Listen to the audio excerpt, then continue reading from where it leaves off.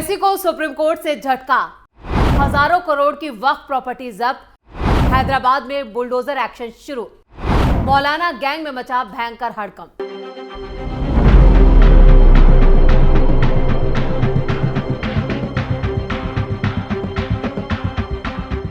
नमस्कार, आप देख रहे हैं कैपिटल टीवी की स्पेशल स्टोरी। मैं हूं परवीन शेख।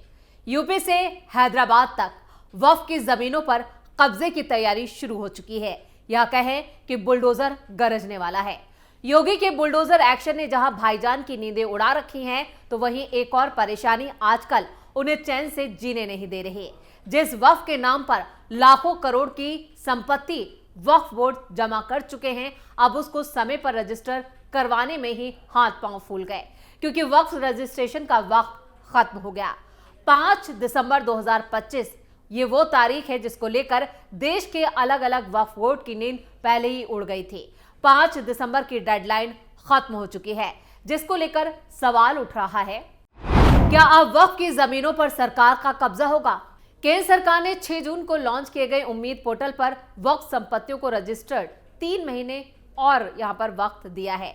केंद्रीय अल्पसंख्यक मामलों के मंत्री किरण रिजिजू ने कहा कि वक्फ कानून बनाने के बाद हमने उम्मीद पोर्टल लॉन्च किया था और उससे जुड़ी पार्टियों को पोर्टल पर सभी वक्फ प्रॉपर्टी रजिस्टर करने के लिए 6 महीने का वक्त दिया था और 5 दिसंबर आखिरी दिन है, जबकि लाखों प्रॉपर्टी अभी भी रजिस्टर नहीं हुई।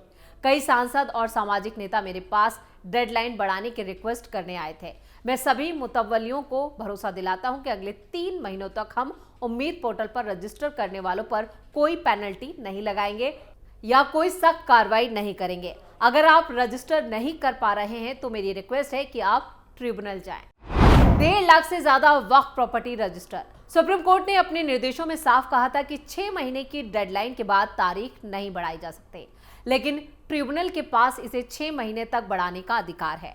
हम आपने लोगों को ज्यादा से ज्यादा राहत देने की पूरी कोशिश करते हैं, लेकिन कुछ चीजें कानून से बंधी होती हैं, क्योंकि संसद ने पास किया है वक्फ संशोधन अधिनियम 2025। हम कानून नहीं बदल सकते। उन्होंने बताया कि अब तक उम्मीद पोर्टल पर 1.5 लाख से ज्यादा वक्फ प्रॉपर्टी रजिस्टर्ड हो चुकी हैं। आपको बता दें कि अभी तक देश में सबसे ज्यादा वक्फ जमीनों वाले 5 में से 4 राज्यों में करीब 1/3 से लेकर 10वें हिस्से तक की संपत्तियों की डिटेल्स अपलोड की जा चुकी है।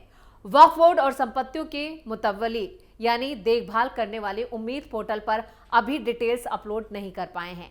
इन्हें सदियों पुरानी संपत्तियों से जुड़े दस्तावेज और कागजात ढूंढने में मुश्किल हो रही है। साथ ही अलग अलग राज्यों में जमीन के लिए इस्तेमाल किए जाने वाले अलग अलग माप जैसे मुद्दों का सामना करना पड़ रहा है। कई राज्यों में फैली है वक्फ संपत्तियां। एक रिपोर्ट के मुताबिक देश भर में अनुमानित यानी 8.8 लाख वक्फ प्रॉपर्टियां फैली हुई हैं, यानी 8, आप अंदाजा लगा रहे हैं, 8 लाख से ज्यादा। और 1.4 लाख प्रॉपर्टियों के साथ उत्तर प्रदेश में अपने सुन्नी और शिया बोर्डों में अब तक सबसे ज्यादा वक्फ संपत्तियां हैं।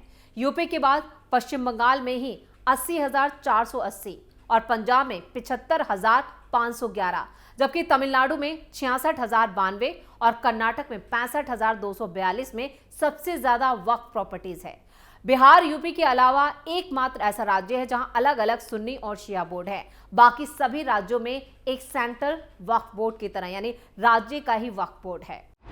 राज्यों में आधी भी अपलोड नहीं हो पाई है वक्फ प्रॉपर्टीज। रिपोर्ट के मुताबिक उत्तर प्रदेश में 5 दिसंबर तक करीब 35% संपत्तियां उम्मीद पर रजिस्टर हो चुकी थी। पश्चिम बंगाल में जहां तृणमूल कांग्रेस सरकार को मुस्लिम संगठनों के विरोध का सामना करना पड़ा है, क्योंकि उसने जिला मजिस्ट्रेट को वक्फ संपत्तियों को रजिस्टर करने का निर्देश दिया था। सोमवार रात तक करीब 12% की डिटेल्स अपलोड की जा चुकी थी। कर्नाटक और तमिलनाडु में यह आंकड़ा 10% था। पंजाब में बुधवार शाम तक करीब 80% प्रॉपर्टीज का रजिस्ट्रेशन हो चुका था, लेकिन अधिकारियों ने कहा कि इसका कारण यह था कि पंजाब वक्फ बोर्ड वक्फ संपत्तियों को नहीं बल्कि वक्फ स्टेट, जिसमें कितनी भी संपत्तियां शामिल हो सकती हैं, रजिस्टर कराए। जी, ये प्रक्रिया ज्यादा आसान हो जाती है। पंजाब में एडमिनिस्ट्रेटिव सेटअप भी अलग है, क्योंकि वहां वक्फ स्टेट के लिए मुतव्वली यानी केयर टेकर नहीं है और बोर्ड उन्हें सीधे मैनेज करता है। देश में वक्फ प्रॉपर्टीज को लेकर जारी विवाद के बीच सुप्रीम कोर्ट ने एक ऐसा फैसला सुनाया जिसने कई बड़े संगठनों और नेताओं को झटका दिया। वक्फ की सभी संपत्तियों का रिकॉर्ड उम्मीद पोर्टल पर अपलोड करने की तय समय सीमा बढ़ाने से सुप्रीम कोर्ट ने साफ साफ इनकार कर दिया। अदालत ने कहा कि जिन लोगों को समय कम लग रहा है वो कोर्ट से राहत मांगने की बजाय उससे जुड़े ट्रिब्यूनल के सामने अपना पक्ष रखें। यह फैसला इसलिए भी सुर्खियों में रहा क्योंकि समय सीमा बढ़ाने की मांग करने वालों में all India Muslim personal law board और AIMIM नेता असदुद्दीन ओवैसी भी शामिल थे। अदालत ने साफ टिप्पणी की कि इन सभी की कोशिशों पर पानी फेर दिया। ओवैसी की ही 4000 से ज्यादा प्रॉपर्टी है जिनका हिसाब अब तक सामने नहीं आ पाया है। आपको बता दें कि हैदराबाद निजाम से या कहें कि पूरे हैदराबाद में जितनी भी सरकारी जमीनें हैं उन पर ओवैसी का ही कब्जा है जिन्हें वक्फ का नाम दिया गया है।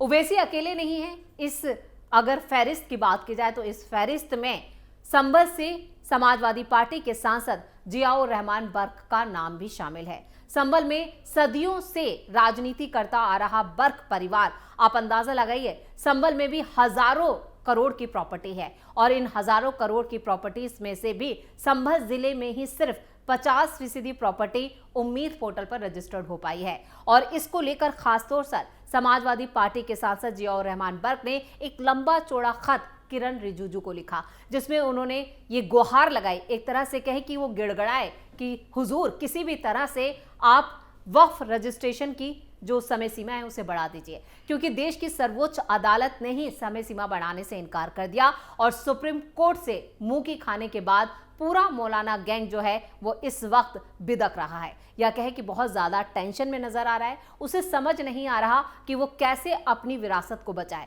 या जिन जमीनों पर उसने कब्जा कर रखा है, आम मुसलमानों के नाम पर जिन जमीनों पर वो सालों से वसूली करता आया है, वो जमीनें उसके हाथ से जाने वाली हैं। आपको बता दें कि इसमें all India Muslim personal law board अकेला नहीं है बल्कि जमीयत उलेमाए हिंद के भी जितने भी संगठन हैं वो भी इसमें शामिल हैं। यानी 28 राज्यों में से भी अगर सिर्फ यूपी की ही बात कर ली जाए तो यूपी सबसे बड़ा ऐसा राज्य है जहां पर सबसे ज्यादा वक्फ बोर्ड की संपत्तियां हैं और यूपी में ही 50% के करीब सिर्फ प्रॉपर्टी का रजिस्ट्रेशन उम्मीद पोर्टल पर हो पाया है। तो आप अंदाजा लगाइए कि सबसे ज्यादा दिक्कत में कौन है। यहाँ सबसे ज्यादा दिक्कत में है मौलाना अरशद मदनी, मौलाना महमूद मदनी, चचा भतीजे दोनों जो अब तक जिहाद की बात कर रहे थे, 2027 चुनाव को लेकर जिस तरह से वो जंग छेड़ने का ऐलान कर रहे थे, अब उनकी मुश्किलें बढ़ती हुई नजर आ रही हैं। जमीयत ने कई दरगाहों, कब्रिस्तानों, मस्जिदों पर अपना हक जमा रखा है और इन्हीं मस्जिदों और दरगाहों के पास इतनी लंबी लंबी दुकानें हैं और इन दुकानों का किराया कौन वसूलता है? जी हाँ, सिर्फ ये मदनी भाई यानी चचा भतीजे। आपको बता दें कि मौलाना मदनी के नाम पर भी हजारों करोड़ की प्रॉपर्टी के मतलब जिनका लिखित कोई भी कागजात नहीं है, जो लिखित में नहीं है, सिर्फ वर्बली एक तरह से वक्फ के नाम पर इन्होंने कब्जा कर रखा है। औने पौने दामों पर ये लोग इन प्रॉपर्टी से 100-200 के नाम पर जो पैसा देते हैं वो मुसलमानों के हित में जाता है, लेकिन बाकी का सारा पैसा इनकी जेब में जाता है। तो आप अंदाजा लगाएं कि वक्फ का सबसे ज्यादा प्रोटेस्ट और विरोध प्रदर्शन अगर किया गया तो वो इन्हीं मुस्लिम संगठनों की तरफ से किया गया और सुप्रीम कोर्ट में भी जिस मामले को चुनौती दी गई वो भी इन मुस्लिम संगठनों के द्वारा ही दी गई, जिनमें मुस्लिम personal law board, Jamiat उलेमाए Hind और तमाम इस तरह के संगठन शामिल थे जिन्होंने इस वक्फ कानून का खुलकर विरोध किया। केंद्र सरकार को भी जमकर गालियां दी। कोई ऐसा स्टेट नहीं था जहां पर इसका विरोध नहीं किया गया। बिहार में भी वक्फ के नाम पर खूब हंगामा हुआ, संसद से सड़क तक हर जगह हंगामा देखने को मिला, लेकिन मोदी सरकार वक्फ कानून को लेकर और अपने कमिटमेंट को लेकर जो वादा किया था वो उसमें पूरी तरह से कहे कि पास हो गई और वक्फ कानून लागू हो गया और वक्फ का रजिस्ट्रेशन भी अब मौलाना भागे भागे खुद कर रहे हैं। कई मौलाना तो ऐसे हैं जो अब भी रिजिड है कि उन्हें कहीं से राहत मिल जाए, लेकिन फिलहाल राहत मिलती नजर नहीं आ रही है। जैसे ही सुप्रीम कोर्ट ने कहा कि समय सीमा नहीं बढ़ाई जाएगी, उसके बाद ओवैसी से लेकर बात तक और जमीयत उलेमाए हिंद से लेकर all India Muslim personal law board तक ने सब ने जाकर किरण रिजिजू से मुलाकात की। यानी अब जो गेंद है वो केंद्र के पाले में है और केंद्र सरकार ही अब चाहे जैसे चाहे इन मौलानाओं के साथ खेल सकती है। लेकिन फिलहाल केंद्र सरकार ने बड़ी दरियादिली दिखाते हुए 3 महीने की मोहलत दे दी है। यानी आपके ऊपर एक्शन नहीं होगा, कार्रवाई नहीं होगी, पेनल्टी नहीं लगेगी, लेकिन आपको रजिस्ट्रेशन कराना होगा और उम्मीद पोर्टल पर काम जारी रहेगा।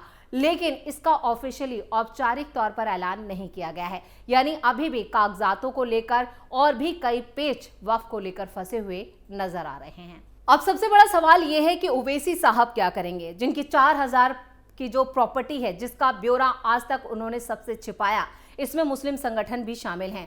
अब वो कैसे खुद को बचाएंगे? और सबसे ज्यादा दिक्कत में अगर कोई नजर आ रहा है तो वो है ओवैसी साहब, यानी असदुद्दीन ओवैसी की तो पूरी साख ही दांव पर लग गई है और उनके सामने मोदी के दरबार में हाजिरी लगाने के अलावा अब कोई ऑप्शन नहीं बचा है। यानी सेकुलरिज्म और मुसलमानों की राजनीति करने वाले अब खुद ही एक बड़े भंवर में फंस चुके हैं।